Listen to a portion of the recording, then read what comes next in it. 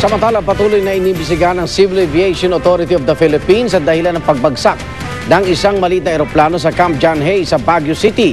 Hindi naman makapaniwala mga kaanak ng dalawang nasawi sa nangyaring plane crash. Narito ang report. Isang araw matapos bumulusok ang 6-seater Piper Aztec plane na ito sa mapunong bahagi ng Camp John Hay kahapon, sinuyod ng mga investigador mula sa Civil Aviation Authority of the Philippines ang crash site.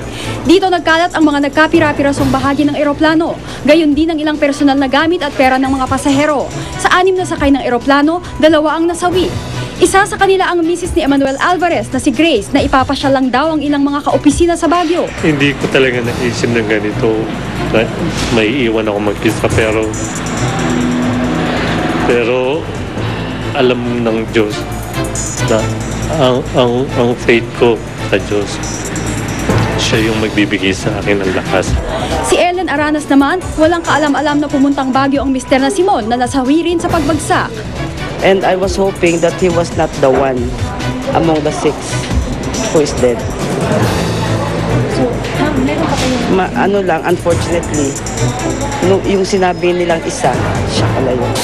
Nakaligtas naman ang piloto at may-ari ng eroplanong si Colonel Reynaldo Garcia na inilipad patungong St. Luke's Medical Center sa Taguig, kasama ang isa pang pasahero na si Vanessa Cabizo. Sa investigasyon ng 5-man team ng CAAP, pagmamay-ari ng Tecno airplane ang eroplanong bumagsak na Piper Aztec at papunta raw sana itong Plaridel, Bulacan nang mawalan ito ng contact sa control tower ng pinanggalingang Lawakan Airport sa Baguio. 2:48 in the afternoon from Baguio Airport, Lawakan. And then at 1 minute, he was observed to be making a right turn after airborne. The duty controller lost sight of the aircraft because it went beyond. After which, they witnessed smoke coming out. Baka abutin daw ng ilang buwan bago matukoy ang ugat ng pagbulusok ng eroplano, lalo't wala raw itong black box.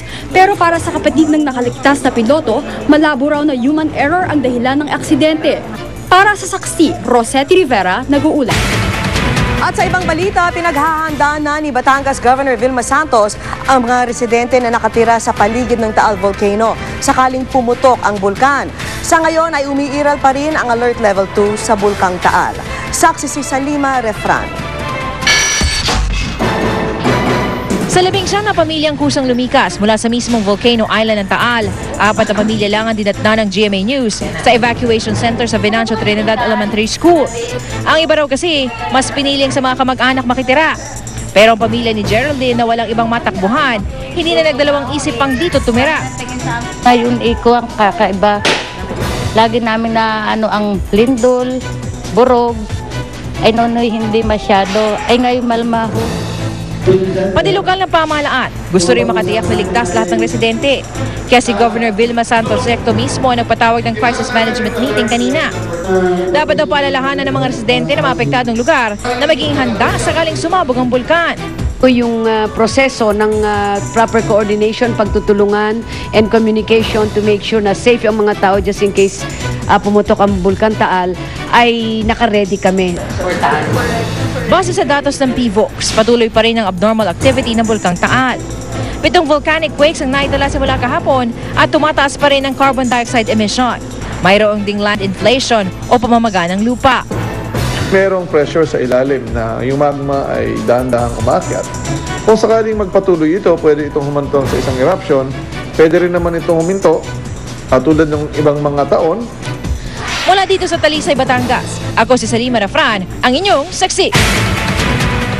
Itinanggi na sinasabing recruiter ni Sally Ordinario Villanueva na si Tita Cakayan ang mga paratang laban sa kanya nang humarap siya sa preliminary investigation ng Department of Justice.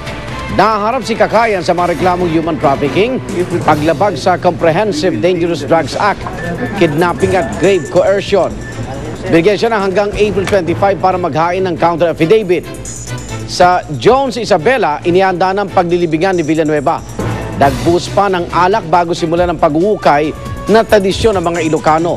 Ay sa ina ni Villanueva, nagpaparamdam daw sa kanya ang anak. Namin mag-asawa yun. Tama yung sinabi niya sa akin na, Ma, andito lang ako nakabantay sa inyo. Binibintangan ako ng mga ganitong mga bagay, hindi ko naman alam mga binibintang nila sa akin. sa aming pagbabalik. Una sa saksi, kotse na gawang Pinoy, hinangaan dahil sa kakaibang disenyo at pagiging matipid sa gas. Sa showbiz saksi, R&B superstar Rihanna at pop princess Britney Spears magtatambal sa isang music project.